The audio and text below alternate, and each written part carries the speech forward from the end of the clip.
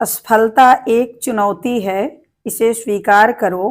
क्या कमी रह गई देखो और सुधार करो।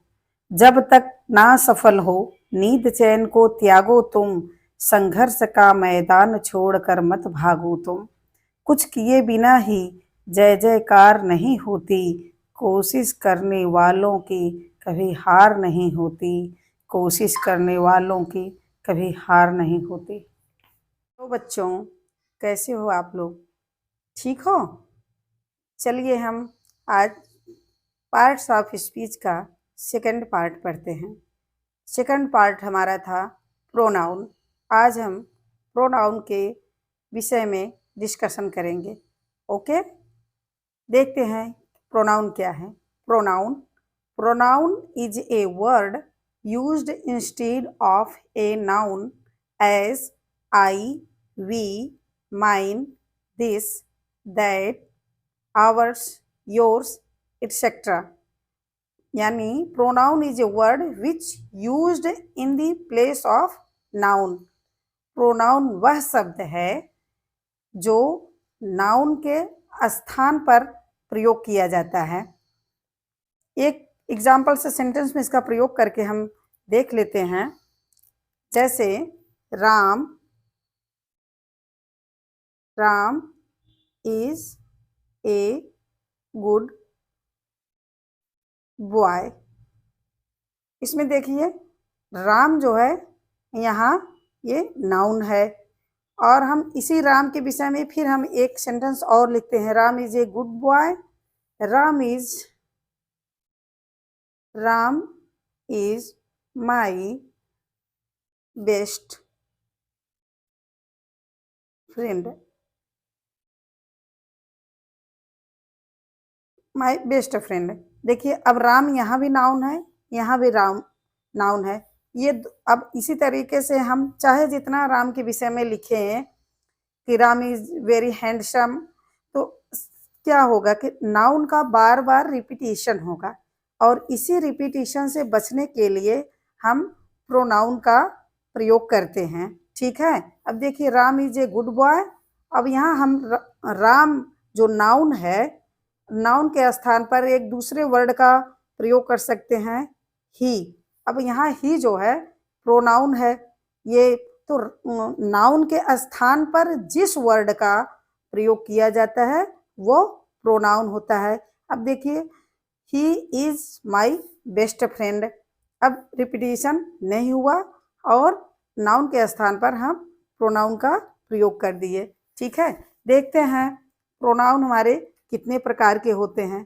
काइंड्स ऑफ प्रोनाउन इसमें है number 1 personal pronoun, number 2 reflexive pronoun, number 3 है एम्फेटिक प्रोनाउन, नंबर 4 है डिमॉन्स्ट्रेटिव प्रोनाउन, नंबर 5 है इंडेफिनिट प्रोनाउन, नंबर 6 है डिस्ट्रीब्यूटिव प्रोनाउन, नंबर 7 है इंट्रोगेटिव प्रोनाउन, और नंबर 8 है रिलेटिव प्रोनाउन।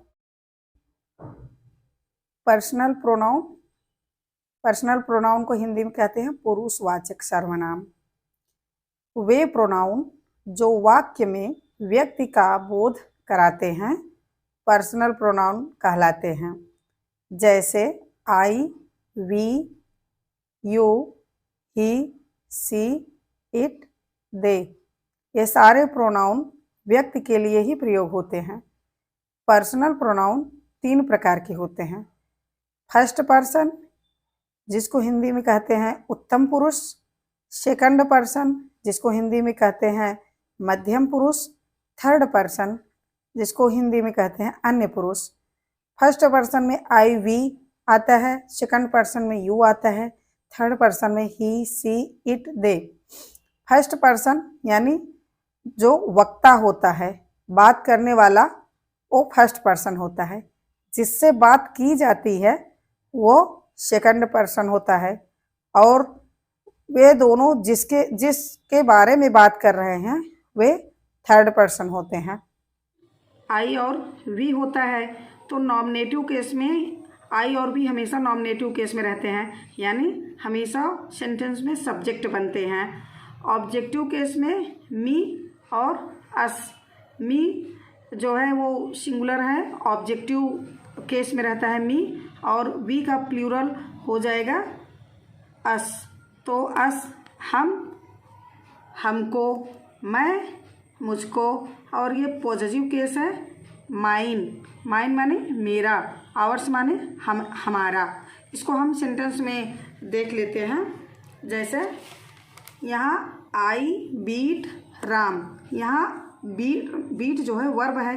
अब इस वर्ब के पहले ये नॉमिनेटिव केस में है, यानी सब्जेक्ट बना हुआ है। आई हमेशा नॉमिनेटिव केस में रहता है, और यहाँ राम जो नाउन है ऑब्जेक्टिव केस में है।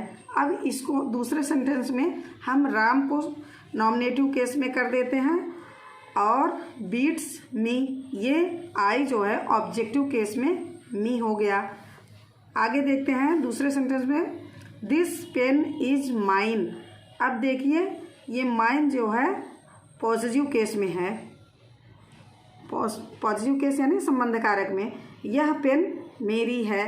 तो देखिए दिस पेन इज माइन, यहाँ दिस जो है एडजेक्टिव है, पेन नाउन है, इज वर्ब है, एक्सिलरी वर्ब है, और ये यहाँ माइन जो है वो प्रोनाउन है, और प्रोनाउन पॉजिटिव केस में है। सेकंड पर्सन हम देख लेते हैं। सेकंड पर्सन में नॉमिनेटिव केस में भी यू ही रहता है, ऑब्जेक्टिव केस में भी यू रहता है। यानी जब सेकंड पर्सन होता है यू, तो ऑब्जेक्ट बनता है तब भी वो यू ही रहता है, और नॉमिनेटिव केस में रहता है तो यू तो रहता ही है। पॉजिटिव केस में ये योर्स हो जाता है। इसको हम सेंटेंस में देखते हैं। जैसे यू बीट मी, अब इसमें जो है यू सब्जेक्ट बना है और मी ऑब्जेक्ट बना है, लेकिन अब यहाँ दूसरे सेंटेंस में आई बीट यू, अब देखिए यहाँ भी यू है, यहाँ ऑब्जेक्ट बनने के बाद भी यू ही है। अगले सेंटेंस में हम देखते हैं पॉजिटिव केस का examples, this book is yours. अब यहाँ जो है योर्स, ये पॉजिटिव केस में है, यहाँ योर्स हो गया है, दिस बुक इज़ योर्स। यहाँ जो है बुक नाउन है, और ये दिस एडजेक्टिव, नाउन के पहले लगा हुआ दिस एडजेक्टिव होता है, और ये इज जो है एक्सिलरी वर्ब है, और योर्स प्रोनाउन है, पॉजिटिव केस में है। पर्सनल प्रोनाउन का थर्ड पर्सन हम देख रहे हैं। थर्ड पर्सन भी सिंगुलर और प्लूरल होता है, और सिंगुलर में थर्ड पर्सन के 3 जेंडर होते हैं, मैस्कुलिन, फेमिनिन और न्यूटर। ठीक है। नॉमिनेटिव केस में ही जो है आता है वो मैस्कुलिन है, वह, और फेमिनिन में वह के लिए सी हो जाता है, और न्यूटर जेंडर में इट हो जाता है।